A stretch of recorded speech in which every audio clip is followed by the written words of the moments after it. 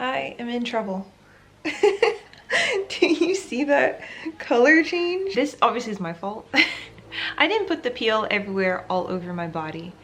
And so basically the difference between the areas that I put the peel on and the areas that I didn't are actually pretty noticeable. Way more noticeable than they were maybe the first 2 times I've done this chemical peel. And I did these chemical peels like in 2020, I think mid to like late 2020. So I know definitely one of the times I was not on glutathione at all. And not only that, but I've been in the sun a lot. So, you know, I've been darkening back up. And so I think now I've been on glutathione for what, 6 or 7 months now, consistently. And so this is my first chemical peel while also being on glutathione for such a long time, meaning that the stores of my glutathione are pretty high. Like obviously I have not gone and done blood work, but you can just assume that someone who's been taking glutathione routinely for 6 to 7 months versus someone who just started taking glutathione, that the other person's going to have higher stores of glutathione. And also I'm taking glutathione precursors and cofactors, and so I'm doing a lot. So this time around when my skin is peeling, the skin underneath is far lighter than the first time when I was doing the chemical peel. So the first time I was doing the chemical peel, obviously I saw a difference. Was it going to be as dramatic as right now being on glutathione? Well, no, because glutathione lightens you from the inside out. And the issue is that you need to give it time, because not only do you have to wait for cell turnover, and so that's why a lot of people use Korean Italy cloths and use topicals like AHAs or glycolic acid or lactic acid to help with the skin, you know, the cell turnover rate, to help get that old skin off so you can start seeing the new skin underneath. With a chemical peel, obviously this is a pretty harsh way to actively get that skin off. Like I can literally see the pigmentation, like the melanin in my skin, as my dead skin is like falling off. It's pretty crazy. And so obviously the skin underneath looks different, and just the contrast is, I think, greater than what I was expecting. And also my body, you guys can probably tell, like my legs are darker than my arms. My legs are darker even than my chest. Everything's way darker than my face. My face is the lightest. For now I'm not wearing makeup, but yeah, my face is the lightest of all of my body, and that's because I was using Tretinoin cream for years, and Tretinoin will permanently bleach your skin. Obviously I don't know how long it will take for you to see like a change, because I've been on it for years and I wasn't like putting 2 and 2 together, because with the way my skin is, like I always wear makeup. So, you know, I just take my makeup off at night, and then as soon as I wake up in the morning, I put it back on. So I wasn't aware of how quickly it worked or anything. So like, I can't tell you when did I start noticing the change. I kind of have just been on it for years, and obviously there is a huge change even when I'm not actively taking Tretinoin. Right now I'm not taking Tretinoin. I haven't been for a couple months. It's just, like I said, the change is permanent. I'm not always on Tretinoin every single, you know, day, but the changes that have been done with that 100% are permanent, and there's really nothing I can do about it. With that being said, I don't use any type of topicals on my face because there's no need to. My face is already too light, and there's no way like if my arm will ever catch up, or if my legs will ever catch up with my face, like I have no idea. I really don't.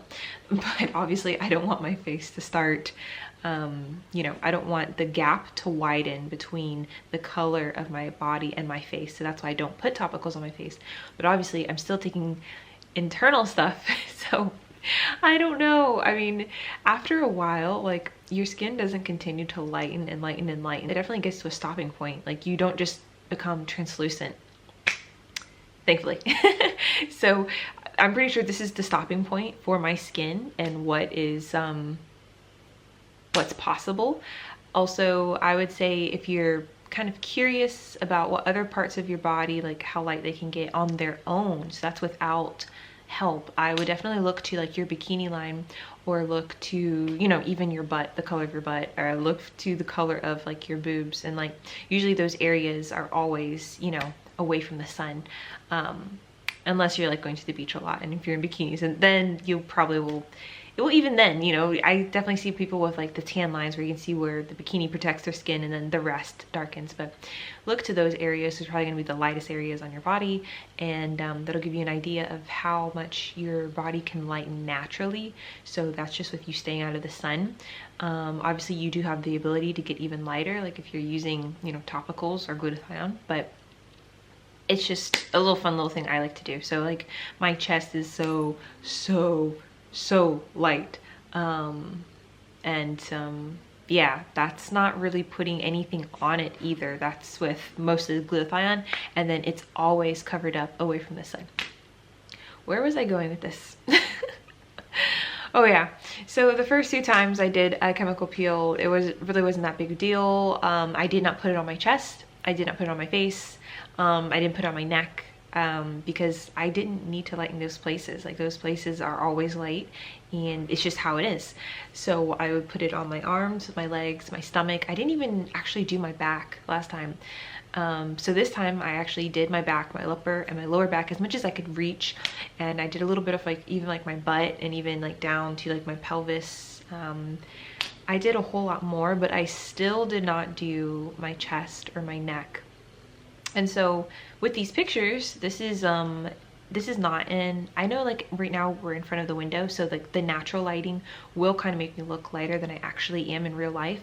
So these are pictures just from in a bathroom where there's no natural lighting. And so you can kind of see where we definitely have a difference between the new skin and the old skin. Like I said, I didn't put any chemical peel on my chest or on my neck, so obviously those are not going to change.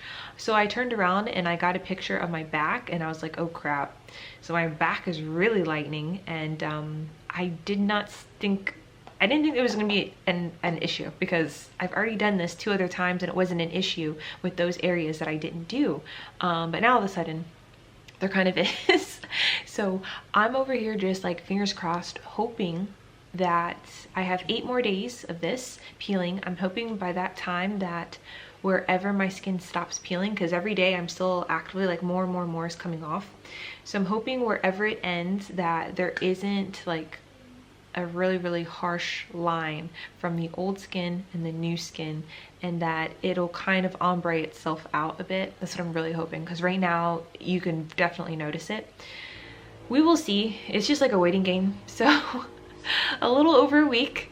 Well, obviously I'll check back in and I'll show you guys the colors, but I'm just really hoping. I did not think this was something I had to do from head to toe, because like I said, the other 2 times I did it, there was no issue, and I didn't want to put the lightening oil all over my body, because there are areas that are just way lighter than others, and so I don't want to continue to lighten those more, because it's just going to widen the contrast. So the only thing that I could think that's different this time is that I have, you know, almost 7 months of glutathione in my cells. So the glutathione is obviously doing its job, and so the quicker you can get the old skin out, the quicker you can see what it's doing, because we have so many different layers of skin. I don't know off the top of my head. All right, so if you look it up on this website, they're saying that there are like 10 different layers of skin. Like the basal cell layer looks like that's where, looks like melanin and melanocyte is somewhere on this layer. So yeah, the melanocytes are what produces pigment. Sun exposure causes melanocytes to increase production of melanin. And then you have the squamous cell layer. And then you have the stratum. And then you have the stratum corneum, then you have the dermis, which the dermis is also made up of 3 different layers in that. So it's like we have a lot going on with a lot of different layers of skin. That's why in the skin community, you'll see a lot of people throw around the word superficial, like, oh, that was a superficial tan or superficial lightener. It's only getting like a really small area of skin. Like it's not actually like penetrating all the way down, because we definitely do have like many layers. Obviously there's only so many layers that we can get to before you're like into like blood and all of that, the collagen and all that good stuff. But I'm just talking about on the surface layer, on the surface level, there's a ways to go. And so that's why a lot of people like doing chemical peels or like doing topicals to help get that new skin up into broad daylight quicker, or it just will stay down there underneath your old skin for freaking ever, and it'll take months and months and months and months if you don't do anything topically to help speed it up.